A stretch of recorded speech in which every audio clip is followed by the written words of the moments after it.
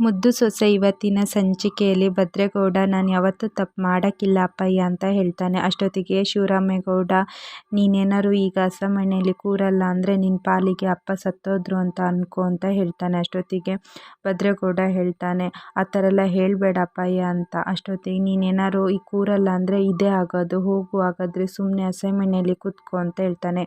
ಗೋವಿಂದನು ಅಣ್ಣ ಏನೇ ನಿರ್ಧಾರ ತಗೊಂಡ್ರು ಅದಕ್ಕೆ ನ್ಯಾಯ ಇರುತ್ತೆ, ಹೋಗು ಅಪ್ಪ ಯೋಚನೆ ಮಾಡೇ ಅಣ್ಣ ನಿರ್ಧಾರ ತಗೊಂಡಿರ್ತಾನೆ, ಸುಮ್ಮನೆ ಹೋಗಿ ಹಸೆಮಣೆಯಲ್ಲಿ ಕೂತ್ಕೊಂಡು ವಿನಂತಿನಗೆ ತಾಳಿ ಕಟ್ಟು ಅಂತ ಗೋವಿಂದನು ಹೇಳ್ತಾನೆ.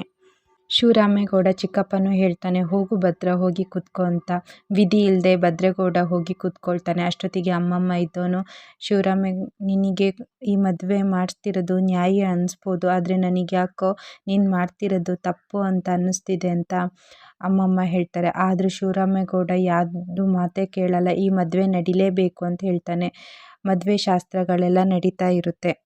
ಅಮ್ಮಮ್ಮ ಇದ್ದವರು ನನಗೆ ಇದೆಲ್ಲ ನೋಡಿಕೊಂಡು ಇಲ್ಲಿರೋಕ್ಕಾಗಲ್ಲ, ನಾನು ಇಲ್ಲಿಂದ ಹೋಗ್ತೀನಿ ಅಂತಾರೆ. ಅಷ್ಟೊತ್ತಿಗೆ ಸಾವಿತ್ರಿ ಇದ್ದವಳು ಮೊಮ್ಮಗಳು ಮದುವೆ ನೋಡದೆ ಎಲ್ಲಿಗಮ್ಮ ಹೋಗ್ತೀಯ ಅಂದಾಗ ವಿನಂತಿ ಇದ್ದವಳು ಇನ್ನೇನು ಅಲ್ಲಿ ಹಟ್ಟಿ ಬಾಗ್ಲ ಹತ್ರ ಸುಮಂಗಲಿ ಪೂಜೆ ಅಂತ ನಾಟಕ ಮಾಡ್ತಿದ್ದಾಳಲ್ಲ ಅಲ್ಲಿಗೆ ಹೋಗೋಕ್ಕೆ ಒಂದು ನೆಪ ಅಷ್ಟೇ ಇವರಿಗೆ ಅಂತ ವಿನಂತಿ ಹೇಳ್ತಾಳೆ. ಮೌನ ಇದ್ದವಳು ನೆಪ ಯಾಕೆ, ನಾವು ಅಲ್ಲಿಗೆ ಈಗ ಹೋಗ್ತಾ ಇರೋದು, ನೋಡ್ರಿ ನಾನು ನಿಮ್ಮನ್ನು ಇದುವರೆಗೂ ಏನೂ ಕೇಳೇ ಇಲ್ಲ, ನನಗೆ ಇಲ್ಲಿರೋಕ್ಕೆ ಆಗ್ತಿಲ್ಲ, ನಾವೀಗ ಸುಮಂಗಲಿ ಪೂಜೆಗೆ ಹೋಗ್ತಾ ಇದ್ದೀವಿ ಅಂತ ಮೌನನು ಹೇಳ್ತಾಳೆ. ಬನ್ನಿ ಅತ್ತೆ ನಾವು ಹೋಗೋಣ ಅಂತ ಮೌನ ಮತ್ತು ಅಮ್ಮಮ್ಮ ಅಲ್ಲಿಂದ ಹೋಗ್ತಾರೆ. ಅಷ್ಟೊತ್ತಿಗೆ ಸಾವಿತ್ರಿ ಇದ್ದವಳು ಹೋಗಿ ಹೋಗಿ ಯಾರು ಈ ಮದುವೆಗೆ ಇರಬೇಕು ಅಂತಿಲ್ಲ, ಸಣ್ಣದಕ್ಕೆ ನೋಡಿ ಈಶ್ವರಿನ ನೋಡಿ, ನೀವು ಹೋಗಿ ಅದಕ್ಕೆ ನೀವ್ಯಾಕೆ ಇಲ್ಲಿ ನಿಂತಿದ್ದೀರಾ, ನೀವು ಹೋಗಿ, ಯಾರು ಇಲ್ಲ ಅಂದರೆ ಆಗುತ್ತೆ, ನಮ್ಮಣ್ಣ ಹೇಗಾರು ಈ ಮದುವೆಗೆ ಒಪ್ಪಿದ್ದಾರೆ, ನಮ್ಮಣ್ಣ ಒಂದಿದ್ರೆ ಸಾಕು ಮತ್ತಾರು ಬೇಡ ಅಂತ ಸಾವಿತ್ರಿ ಕೋಪದಲ್ಲಿ ಹೇಳ್ತಾಳೆ. ಈಶ್ವರಿ ಇದ್ದವಳು ಮನಸಲ್ಲೇ ಹೇಳ್ತಾಳೆ ಇಷ್ಟು ದಿನ ಇಂದ್ರ ಚಂದ್ರ ಅಂತ ಹೇಳಿ ಅದಕ್ಕೆ ನೀವಿಲ್ಲ ಅಂದರೆ ನನಗೆ ಕೈಕಾಲೇ ಆಡೋಕ್ಕಿಲ್ಲ ಅಂತ ಹೇಳಿ ಈಗ ನೋಡಿದರೆ ಇಷ್ಟೆಲ್ಲ ಮಾತಾಡ್ತಿದ್ಯಾ, ನಿನ್ನನ್ನು ಬಿಟ್ಟರೆ ನೀನಿನ್ನೂ ಚಿಗುರ್ಕೊಳ್ತೀಯ, ನಿನ್ನ ಬುಡದಿಂದನೇ ತೆಗಿಬೇಕು ಅಂತ ಈಶ್ವರಿ ಮನಸಲ್ಲೇ ಹೇಳ್ಕೊಳ್ತಿದ್ದಾಳೆ. ಈ ಕಡೆ ವಿದ್ಯಾ ಸುಮಂಗಲಿ ಪೂಜೆನ ಶುರು ಮಾಡಿದ್ದಾಳೆ. ಅಷ್ಟೊತ್ತಿಗೆ ಮೌನ ಮತ್ತು ಅಮ್ಮಮ್ಮ ಅಲ್ಲಿ ಬರ್ತಾರೆ. ಅಷ್ಟೊತ್ತಿಗೆ ವಿದ್ಯೆ ಇದ್ದವಳು ಖುಷಿಯಾಗಿ ನೀವಿಬ್ಬರು ಬಂದಿದ್ದು ದೇವರೇ ಬಂದಂಗಾಯಿತು, ಈಗ ನನ್ನ ಪೂಜೆಗೆ ದೇವರು ಫಲ ಕೊಡ್ತಾನೆ ಅಂತ ಖುಷಿ ಆಗ್ತಿದೆ ಅತ್ತೆ ಅಂತ ವಿದ್ಯೆ ಹೇಳ್ತಾಳೆ. ಅಮ್ಮಮ್ಮ ಹೇಳ್ತಾರೆ ನಾವು ಇಲ್ಲಿ ಸುಮ್ಮನೆ ಬಂದಿಲ್ಲ, ನೀನು ಯಾಕೋಸ್ಕರ ಪೂಜೆ ಮಾಡ್ತಿದ್ಯಾ, ನಿನಗೆ ಒಳ್ಳೇದಾಗಲಿ, ನೀನು ಏನು ಅಂದ್ಕೊಂಡಿರ್ತೀಯ ಅದನ್ನು ಈಡೇರಲಿ ಅಂತ ಆ ದೇವ್ರ ಹತ್ರ ಕೇಳಕ್ಕೆ ನಾವು ಬಂದಿದ್ದೀವಿ ಅಂತ ಹೇಳ್ತಾಳೆ ಅಮ್ಮಮ್ಮ. ಅಮ್ಮಮ್ಮ ಹೇಳ್ತಾರೆ ಈ ದೇವ್ರ ಮೇಲೆ ಭಾರ ಹಾಕಿ ಅಚ್ಚುಕಟ್ಟಾಗಿ ಪೂಜೆ ಮಾಡು, ಎಲ್ಲ ದೇವ್ರು ಒಳ್ಳೇದು ಮಾಡ್ತಾನೆ ಅಂತ. ಸರಿ ಅಂತ ವಿದ್ಯಾ ಅಮ್ಮಮ್ಮಂಗೆ ಕೂರಕ್ಕೆ ಬೆಂಚ್ ತರ್ತಾಳೆ. ಅಷ್ಟೊತ್ತಿಗೆ ಚಂಪನು ಬರ್ತಾಳೆ. ಅಮ್ಮಮ್ಮ ಕೇಳ್ತಾರೆ ಚಂಪಾ ನೀನು ಬಂದ್ಬಿಟ್ಯಾ ಅಂತ. ಮತ್ತೇನು ಮಾಡಲಿ ಅಮ್ಮಮ್ಮ, ಅಲ್ಲಿ ನಡೀತಿರೋದು ನಿಮಗೆ ಸರಿ ಕಾಣಲ್ಲ ಅಂದಮೇಲೆ ನಾನು ಹೆಂಗೆ ಅಲ್ಲಿ ಇರಲಿ, ಅದಕ್ಕೆ ನಾನು ಇಲ್ಲಿಗೆ ಬಂದೆ ಅಂತ ಹೇಳ್ತಾಳೆ ಚಂಪಾ. ಅಷ್ಟೊತ್ತಿಗೆ ಅಮ್ಮಮ್ಮ ಹೇಳ್ತಾರೆ ಮನಸ್ಸಿಗೆ ಎಲ್ಲಿ ಹಿತ ಅಂತ ಕಾಣಿಸುತ್ತೋ ಅಲ್ಲೇ ಬರೋದು ಒಳ್ಳೆಯದು, ಅಲ್ಲಿ ಹಿತ ಅಂತ ಕಾಣಿಸಲ್ಲ, ಅಲ್ಲಿಂದ ಬಂದು ನೀನು ಇಲ್ಲಿ ಒಳ್ಳೆ ಕೆಲಸನೇ ಮಾಡಿದ್ಯಾ, ನೀನು ಪೂಜೆಗೆ ಕೂತ್ಕ ಅಂತ ಹೇಳ್ತಾರೆ. ಇಲ್ಲೆಲ್ಲ ಪೂಜೆ ತಯಾರಿ ಮಾಡ್ತಾ ಇರ್ತಾರೆ.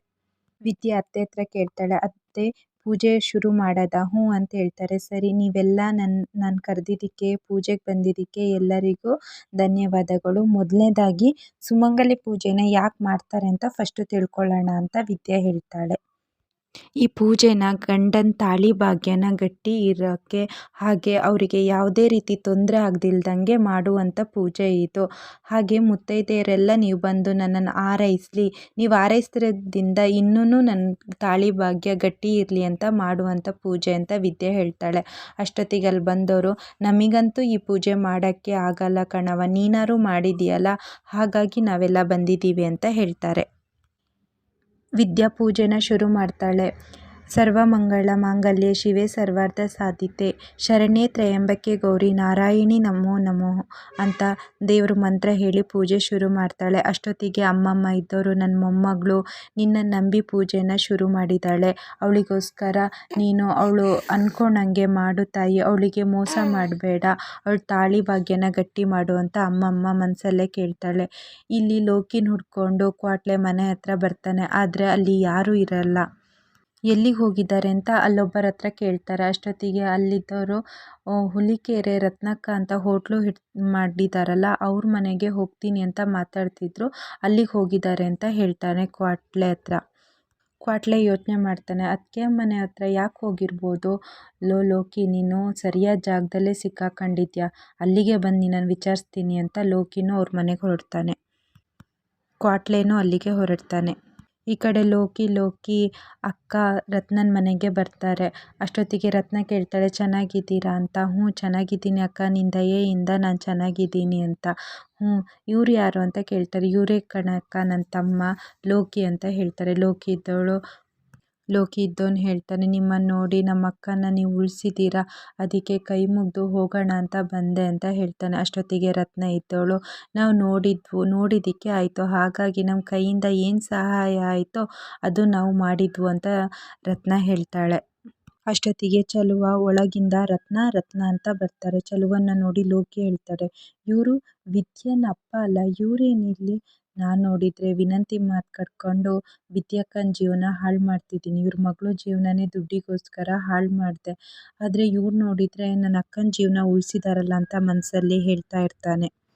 ಅಷ್ಟೊತ್ತಿಗೆ ಲೋಕಿ ಆ ಅಕ್ಕ ಇದ್ದವಳು ಹೇಳ್ತಾಳೆ, ಅಣ್ಣ ಇವನೇ ನನ್ನ ತಮ್ಮ ಅಂತಿದ್ನಲ್ಲ ಇವನೇ ಅಂತ ಹೇಳ್ತಾನೆ. ಅಷ್ಟೊತ್ತಿಗೆ ಚೆಲುವ ಇದ್ದನು, ನಿನ್ನನ್ನು ನಾನು ಎಲ್ಲೋ ನೋಡಿದ್ದೀನಿ, ನೀನು ನನ್ನನ್ನು ನೋಡಿದ್ಯಾ? ಹೌದಣ್ಣ, ನೀವು ಯಾರು ಅಂತ ನನಗೆ ಗೊತ್ತಾದರೆ ನಾನು ಯಾರು ಅಂತ ನಿಮಗೆ ಗೊತ್ತಿಲ್ಲ, ನಾನೊಂದು 2 ಸಲ ನಿಮ್ಮನ್ನು ನೋಡಿದ್ದೀನಿ ಅಂತ ಲೋಕಿ ಹೇಳ್ತಾನೆ. ಲೋಕಿ ಇದ್ದವನು ಹೇಳ್ತಾನೆ, ನೀವು ನಮ್ಮ ಅಕ್ಕನ ಜೀವ ಉಳಿಸಿ ಋಣನ ಹೆಚ್ಚು ಮಾಡಿದ್ದೀರ, ನಿಮ್ಮ ಋಣನ ಹೇಗೆ ತೀರಿಸ್ಬೇಕು ಅಂತಲೇ ಗೊತ್ತಿಲ್ಲ ಅಂತ ಹೇಳ್ತಾನೆ. ಅಷ್ಟೊತ್ತಿಗೆ ಚೆಲುವ ಇದ್ದನು, ಮನುಷ್ಯನಿಗೆ ಸಹಾಯ ಮಾಡದೆ ಮತ್ತು ಯಾರಿಗೆ ಮಾಡ್ತಾರೆ ಬಿಡು ಅದೆಲ್ಲ ಅಂತ ಚೆಲುವ ಹೇಳ್ತಾನೆ. ಆಗ ಅಲ್ಲಿ ಗೋಡೆಯಲ್ಲಿ ವಿದ್ಯಾ ಮತ್ತು ಭದ್ರೇಗೌಡನ ಫೋಟೋ ಇರುತ್ತೆ. ಲೋಕಿ ಅಕ್ಕ ಕೇಳ್ತಾರೆ, ಅವರಿಬ್ರು ಯಾರು ಅಂತ. ಅವಳು ನನ್ನ ಮಗಳು, ಅಲ್ಲಿರೋದು ನನ್ನ ಭಾವ ಅಂತ ವಿದ್ಯನ್ ತಂಗಿ ಹೇಳ್ತಾಳೆ. ಅಷ್ಟೊತ್ತಿಗೆ ರತ್ನ ಇದ್ದವಳು, ನನ್ನ ಮಗಳು ನಿನಗೆ ಗೊತ್ತಾ ಅಂತ ಕೇಳ್ತಾಳೆ. ಹೌದಕ್ಕ, ಈ ಸಲ ನೀವು ನನ್ನ ಜೀವ ಉಳಿಸಿದ್ರಿ, ಹೋದ ಸಲ ನಿಮ್ಮ ಅಳಿಯ ಮತ್ತು ಮಗಳು ನನ್ನ ಜೀವನ ಉಳಿಸಿದ್ರು ಅಂತ ಹೇಳ್ತಾಳೆ.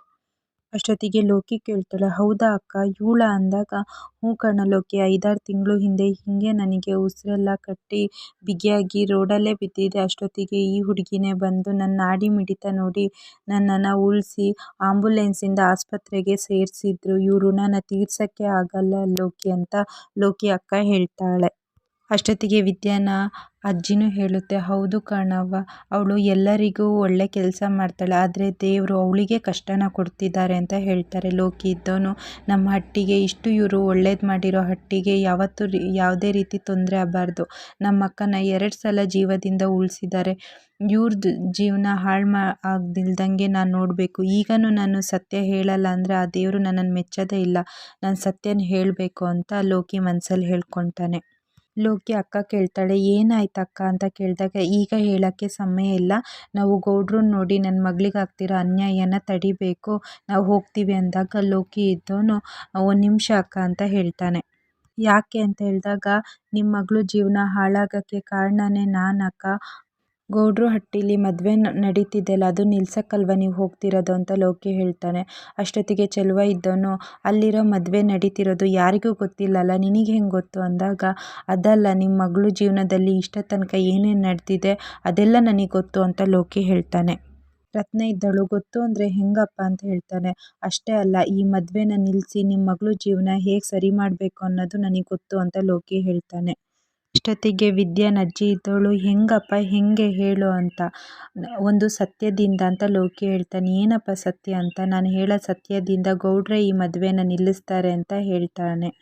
ಲೋಕಿ ಹೇಳ್ತಾನೆ, ಶಿವರಾಮೇಗೌಡ್ರನ್ನ ಜೈಲಿಗೆ ಕಳಿಸಿದ್ದು ಯಾರು ಗೊತ್ತಾ ಅಂತ ಕೇಳ್ತಾನೆ. ಚೆಲುವ ಇದ್ದವನು, ಇನ್ಯಾರಪ್ಪ, ನನ್ನ ಮಗಳು ತಾನೆ, ಅದಕ್ಕೆ ತಾನೇ ಅವಳು ಶಿಕ್ಷೆ ಅನುಭವಿಸ್ಕೊಂಡು ಶೆಡ್ಡಲ್ಲಿರೋದು ಅಂತ ಹೇಳ್ತಾನೆ. ಅಷ್ಟೊತ್ತಿಗೆ ಲೋಕಿ ಇದ್ದವನು, ಅದು ಯಾಕೆ ಅವರು ಒಪ್ಕೊಂಡ್ರು ಅಂತ ಗೊತ್ತಿಲ್ಲ, ಆದರೆ ದೊಡ್ಡವರು ಅರೆಸ್ಟ್ ಆಗೋಕ್ಕೆ ನಿಮ್ಮ ಮಗಳು ವಿದ್ಯೆ ಅಲ್ಲ ಕಾರಣ ಅಂತ ಹೇಳ್ತಾನೆ ಲೋಕಿ.